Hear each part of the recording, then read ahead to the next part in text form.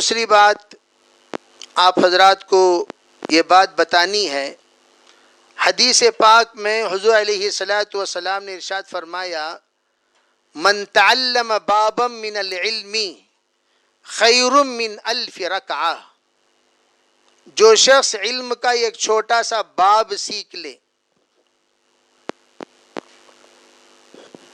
جیسے آپ حضرات تشریف لائیں، سورہ فاتحہ کے بارے میں ایک بات آپ کو معلوم ہوئی، یہ علم کے دروازوں میں سے ایک دروازہ ہے، بہت سارے ابواب میں ایک چھوٹا سا باب آپ سیکھ لیے اور دوسروں کو بھی آپ بتا رہے ہیں بھائی سورہ فاتحہ پڑھو، انشاءاللہ اللہ تعالیٰ تمہاری حاجت پوری کرے گا۔ ایک بات آپ کو معلوم ہے، ایک چھوٹی سی بات، لیکن یہ بات سننے کے لیے آپ باقاعدہ اپنے گھر سے نکلے اور یہاں آ کر پہنچے۔ سب سے پہلی بات، جب تک کسی انسان کو کسی چیز کی فضیلت معلوم نہیں ہوگی، اس کی اہمیت بھی معلوم نہیں ہوگی۔ حضور نے فرمایا صلی اللہ علیہ وسلم، جو کوئی بندہ ایک باب سیکھ لے، خیر من الف رکعہ، 1000 رکعت نماز پڑھنے سے بہتر ہے۔ کیوں اتنی بڑی فضیلت کیوں بیان کی گئی؟ علماء فرماتے ہیں ظاہری اعتبار سے ایک باب سیکھنا کوئی بڑی بات نظر نہیں آتی، لیکن وہ باب کے ذریعے سے خود انسان بہت سارے شرک سے بچ جائے گا۔ دیکھیے، اب میں نے آپ کو سورہ فاتحہ کا نسخہ بتایا، کسی انسان کو یہ نسخہ مل جانے کے بعد پوچھو بھئی آپ 40 دن یہ سورہ فاتحہ کا نسخہ عمل کرو، فجر کی نماز کے اذان کے بعد 2 رکعت سنت پڑھ کر اسی جگہ پر بیٹھ کر 40 مرتبہ یہ عمل کرو جو عمل بتایا گیا۔ حضرت شیخ الحدیث زکریا صاحب رحمۃ اللہ علیہ اپنی زندگی بھر کا تجربہ بیان کرتے ہیں، بڑے سے بڑا مسئلہ اللہ حل کر دے گا۔ اگر تمہاری بیٹی کی شادی نہیں ہوئی، اللہ انشاءاللہ 40 دن کے اندر اندر شادی کرا دے گا۔ رشتہ نہیں جڑ رہا ہے، اللہ رشتہ جوڑ دے گا۔ کاروبار پھنسا ہوا ہے، اللہ پھنسے ہوئے کاروبار میں راستہ کھولے گا۔ اگر تمہارا قرض نکلنے کی کوئی صورت نظر نہیں آ رہی ہے، اللہ اس کے لیے صورتیں ہموار کرے گا۔ تم قرض خواہ ہو گئے ہو، پریشان ہو، ان پریشانی سے نکلنے کے اللہ تعالیٰ راستہ کھولے گا۔ کاروبار میں تم بڑے حیران ہو، بے برکتی پا رہے ہو، دعا کرنے کی برکت سے اللہ کاروبار کی بے برکتی ختم کرے گا، راستہ اللہ کھولے گا۔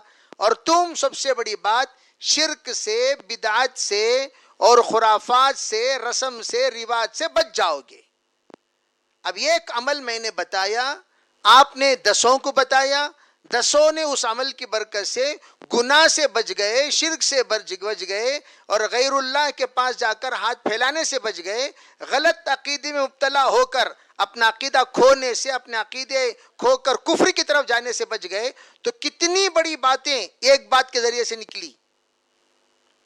ظاہر میں ایک بات، سورہ فاتحہ کی یہ فضیلت ہے، اور حقیقت میں ہزاروں اس کے ذریعے سے بچ گئے۔ تو ہزاروں جو بچے تو ہزاروں کو سنائیں گے، وہ ہزاروں کو سنائیں گے، وہ ہزاروں کو سنائیں گے۔ سناتے سناتے سناتے یہ سلسلہ جاری رہے گا۔ جس نے سیکھا تو اس کا سیکھنے کا وقت تھوڑا سا وقت، لیکن وہ وقت 1000 رکعت سے بھی بہتر ہے جو اللہ کے رسول نے فرمایا، وہ نتیجے کے اعتبار سے فرمایا۔ تو وہ سیکھنے کے بعد خاموش نہیں بیٹھ جانا، سیکھنے کے بعد دوسروں کو پہنچاتے رہنا۔ تو یہ جو مجالس ہیں، علمی مجالس جہاں پر ہم لوگ بیٹھے ہوئے ہیں، آج ہی ہم لوگ حدیث پڑھ رہے تھے، اللہ جل جلالہ امن والہ کے نزدیک سب سے زیادہ پسندیدہ وہ لوگ ہیں جو سیکھتے ہیں، سکھاتے ہیں۔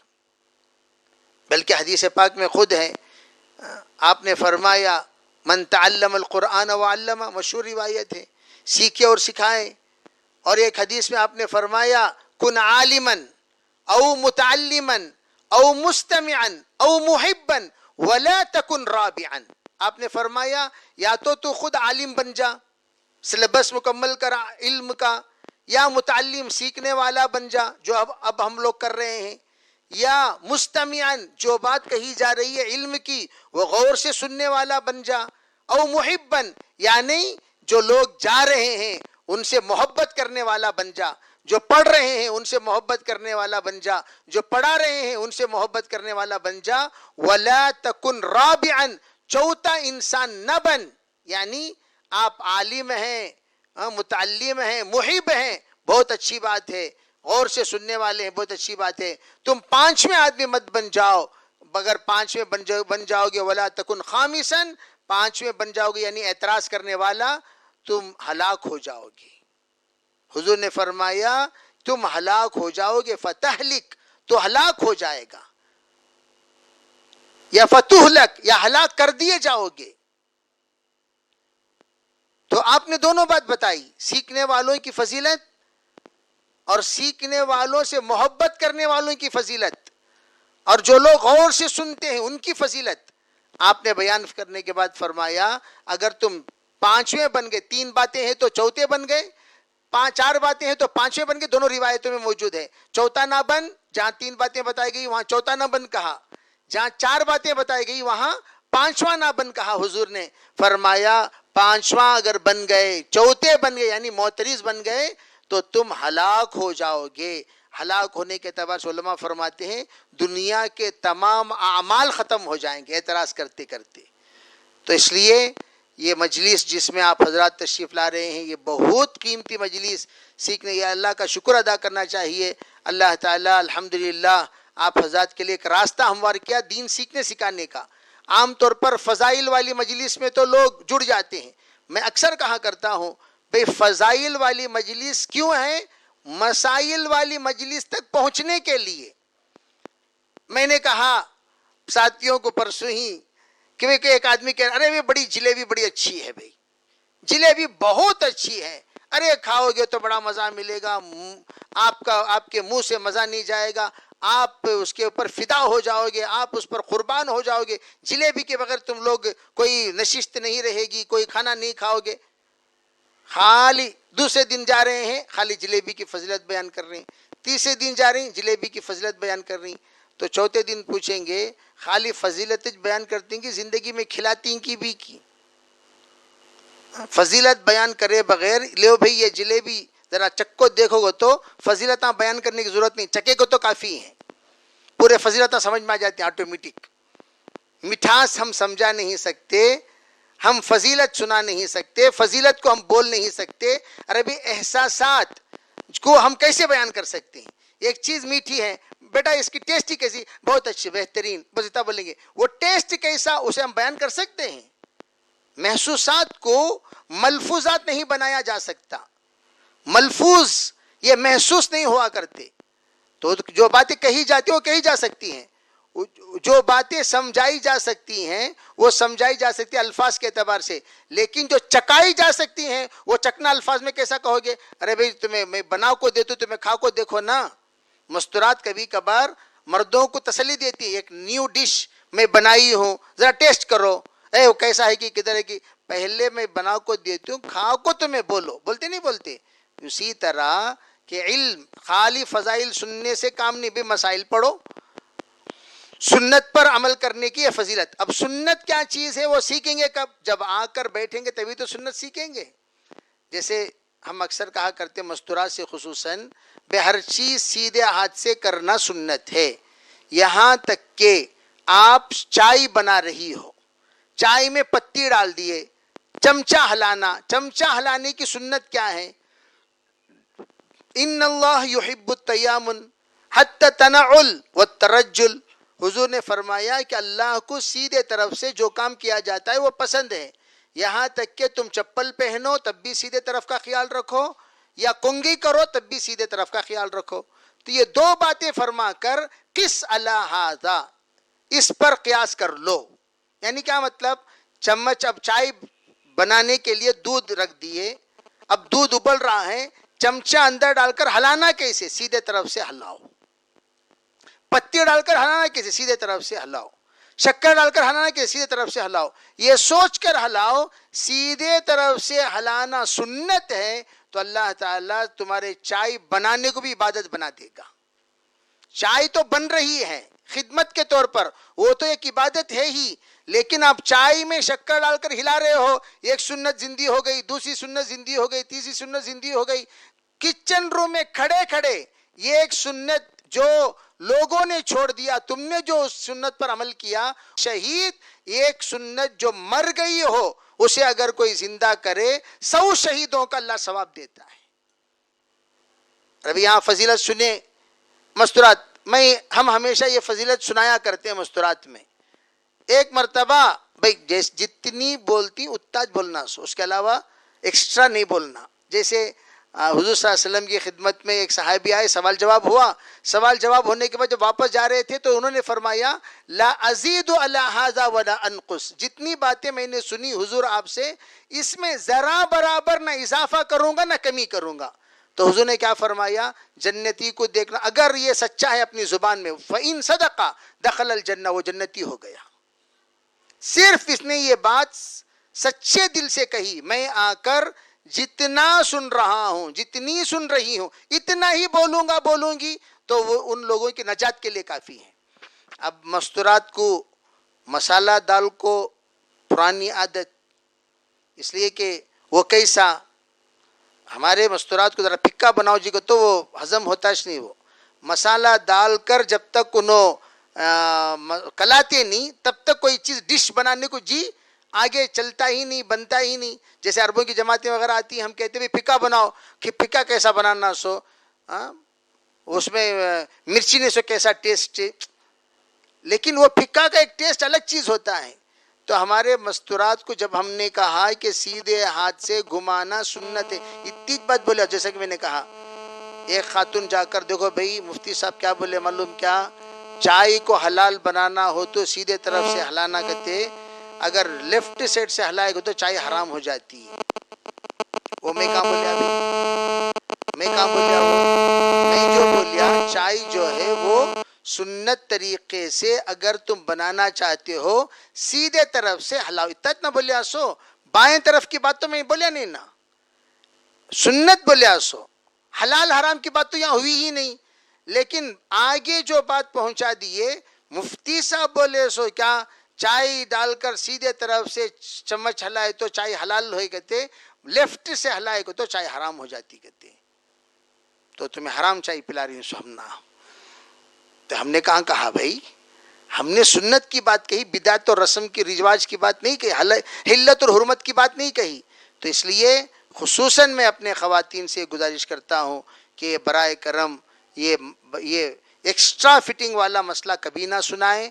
जितनी बात कही गई है सिर्फ इतनी बात सुनाएं, इसके अलावा और इजाफा ना करें, और इसमें बड़ा फ़ायदा होगा। और अपने मस्तूरात से गुजारिश है कि वो अपने मस्तूरात को लेकर आएँ। दीगर सहेलियां हैं मिलने, रोज़ाना कम से कम एक खातून से 5 खातून तो मिलती होंगी। मैं हमेशा अपने ख़वातीन से यूँ कहा करता हूँ, भाई आखिरी जुमला तुम ये बात कहा करो।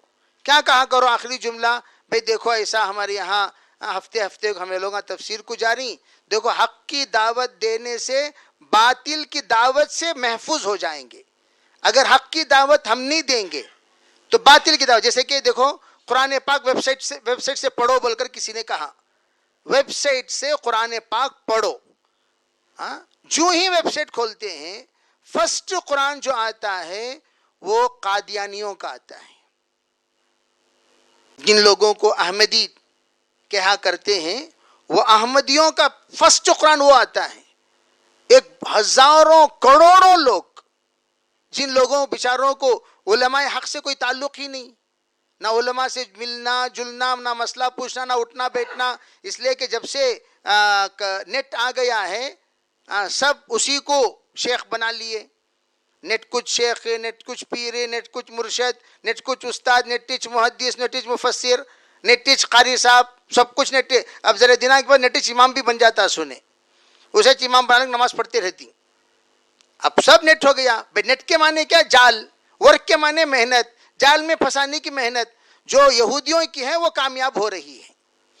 नेट 24 घंटा नेट जाल में फंसाओ, जाल में फंसाओ। क्या भाई तुम्हारे यहाँ नेटवर्क है क्या, हाउ है, क्या मतलब तुम्हें सब जाल में फंस को ही क्या, हाउ फंस को ही।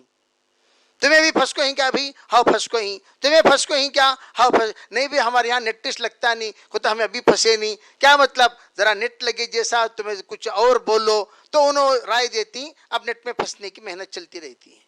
اتنا پھنسے ہوئے ہیں تو استخارہ بھی لوگ نیٹ سے کرنے لگے.